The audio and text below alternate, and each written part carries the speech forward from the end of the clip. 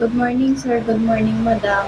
I am Michelle Ira Molasio. I am 24 years old, single, college graduate.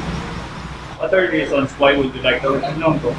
I would like to work in Hong Kong because I want to help my family and prepare to my future. An employer gets angry to your mistakes and shouts you. What will you do?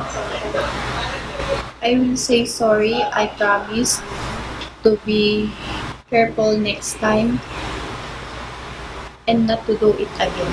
How would you assist the children in crossing the street? Hold their hands tightly. Check the traffic light. Check left and right. There's no car coming. Then we will cross the streets. What will you do with the clothes for washing? Separate the white from the colored, and I will check the pocket, then something inside, and return to my employer.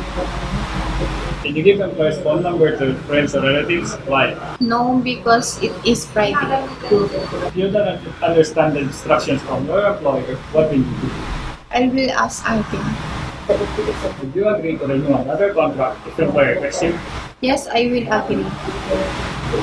If the employer is staying in a high-story building, are you afraid to hang clothes outside the window? No, I'm not afraid. What is your promise to your employer if they will choose you to be their job? If you choose me to be helper, I promise to be honest all the time and to be hardworking and patient and loving to your children.